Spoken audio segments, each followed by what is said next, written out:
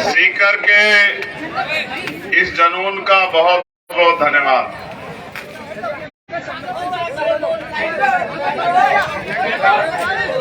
आज स्पीकर की धरती पे भारत के पूर्व प्रधानमंत्री, किसान, कमेरों, गरीबों के नेता, एक युग पुरुष जिनको जितना जाना जाए, जितना पढ़ा जाए कम है, सीखने के लिए समंदर से भी ज्यादा गहरा एक ऐसा आदर्श व्यक्तित्व कि अगर खुद में खोजने लगे तो उनके सामने बोने साबित हो जाओ। चौधरी चरण सिंह जी की जयंती पर ये जो विशाल किसान सम्मेलन बुलाया गया है, यहाँ पहुंचे सभी सम्मानित बहनें, भाई, माताएं, नौजवान साथी, बुजुर्ग, सबका धन्यवाद करता हूं। मेरे बाईं तरफ उपस्थित राष्ट्रीय लोकदल, आजाद समाज पार्टी, भीम आर्मी के सभी सम्मानित नेता, सदन में लगातार अपनी उपस्थिति से किसान, कमेरे, नौजवानों, बेरोजगारों, महिलाओं की आवाज उठाने वाले बड़े भाई जयंत चौधरी जी, पुनः मैं इस विशाल आयोजन पर सीकर की जनता का धन्यवाद करता हूं।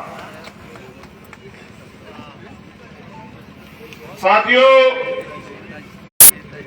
देश में एक अलग तरह की हवा चल रही है, एक ऐसी हवा जिसके सामने संघर्ष ना करने वाले टिक नहीं पाएंगे। और हमारी पहचान जो है वो संघर्ष है। मैं पूरे रास्ते आपका जोश देख रहा हूं, लेकिन जोश के साथ साथ वो महापुरुष जो सामाजिक परिवर्तन के आंदोलन को देश में आगे बढ़ा के गए,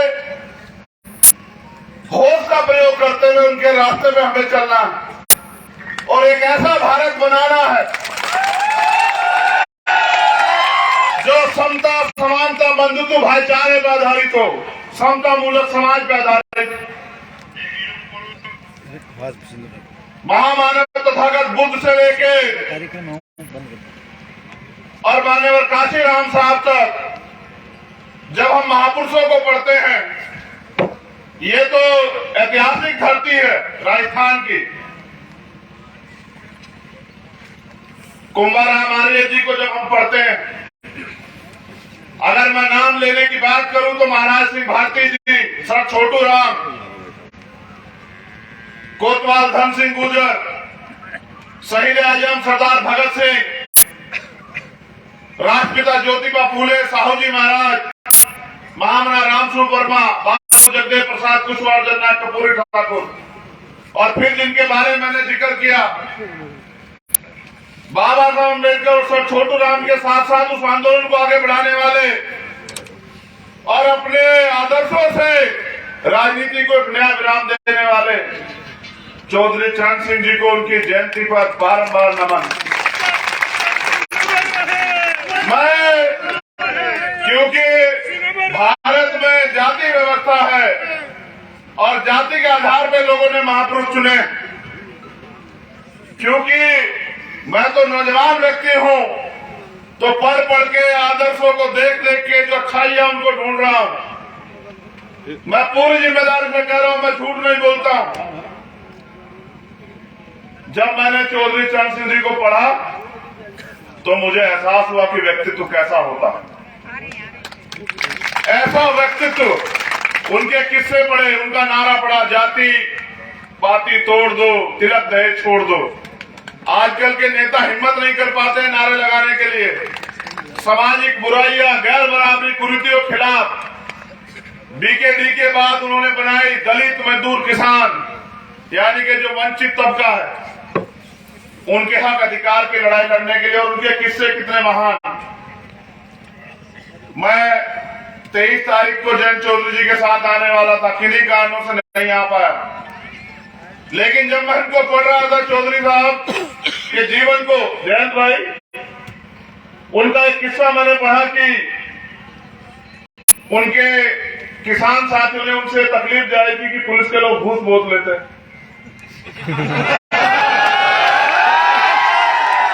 वो किस तरह से अपनी बैलगाड़ियां लेके जाए, उन्होंने शिकायत की। आज का नेता होता तो किसी विधायक को भेज देता, किसी जिलाध्यक्ष को भेज देता। और मैंने किस्सा पढ़ा कि चौधरी साहब खुद चले गए और जाके उनके बीच में और उनसे कहा कि मेरी रिपोर्ट लिखो। उन्होंने कहा बाबा रिपोर्ट नहीं लिखी जाती। तो कहा कि जब जाने लगे तो एक पुलिस वाले साहब बोले कि साहब कुछ ले दे दो तो सारी रिपोर्ट लिख जाए। भारत में तो आज भी यही हो रहा है। तो जब एप्लीकेशन लिखी और कहा गया कि नाम लिख दो, तो जब मोहर लगी, चौधरी चरण सिंह तो पूरे थाने को पता लगा कि देश के प्रधानमंत्री का नाम। आज के प्रधानमंत्री 10 करोड़ का सूट पहनते हैं और ऐसे प्रधानमंत्री कि अपने काफिले को छोड़ के, मैंने सुना प्रधानमंत्री पंजाब गए किसानों की राजधानी, और कह रहे हैं कह देना मैं जिंदा वापिस आ गया। मैंने ऐसे प्रधानमंत्री के बारे में पढ़ा कि लाव लश्कर छोड़ के अकेले चले गए थाने, और उनके आज भी लोग जो है मुरीद और कुरीद है कि ऐसा व्यक्तित्व जो है जो पूरी जिंदगी प्राइम मिनिस्टर बनने के बाद 2 बार यूपी के मुख्यमंत्री बनने के बाद भी जमीनी रहे। तो तब मुझे एहसास हुआ कि राजनीति इतना आसान काम नहीं। मैं तो सीख रहा हूं। 2 दिन से अभी मैं उनसे जिक्र भी कर रहा था, क्योंकि हम अम्बेडकरवादी, बुद्धवादी, रविदासवादी, कबीरवादी, चौधरी चरण सिंह जी भी कबीरवादी थे, आर्य समाजी थे। आर्य समाजी पूरी मूवमेंट जो है अंधविश्वास, पाखंडवाद, मूर्ति पूजा के खिलाफ शुरू हुई। मैं गया, मैं जाता नहीं धार्मिक आयोजनों में, मगर क्योंकि एक युग पुरुष की जयंती है, आपको जाना पड़ेगा। और आपको, आप बात कर रहे हैं उनकी, आप नेता मानते हैं, तो आपको शामिल होना पड़ेगा वहां। क्योंकि आर्य समाज में यज्ञ हवन होते हैं, तो मैं हवन में शामिल हुआ। और जब वहां से पूरे देश के लिए मंगल कामना की गई, मैंने बचपन में किताबों में पढ़ा, अस्तो मां ज्योति गमये, तमसो मां मृत्य गमये, तुम ही हो माता पिता तुम ही हो, और सर्वे भवन्तु सुखिनः जब मैंने पढ़ा और उन्होंने कहा 2 आहुति, भाई मैंने भी आहुति दी, तो हमारे लोग जो हैं बड़े परेशान हो गए। ये मुझसे देख भी रहे थे मेरी तरफ कि क्या है।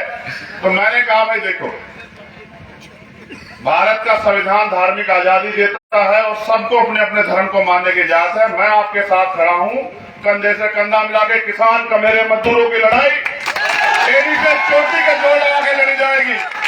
और जिस एकता को बनाने के लिए हम लोग निकले, उसके लिए कोई कुर्बानी देनी पड़े, आरोप लगे, गोलियां चले, मुकदमे हो जाए या फिर फांसी तक की नौबत आ जाए, अब देश में जरूरत है किसान कमेरों की एकता की। उसके लिए सारी कुर्बानी देने के लिए हम लोग तैयार हैं।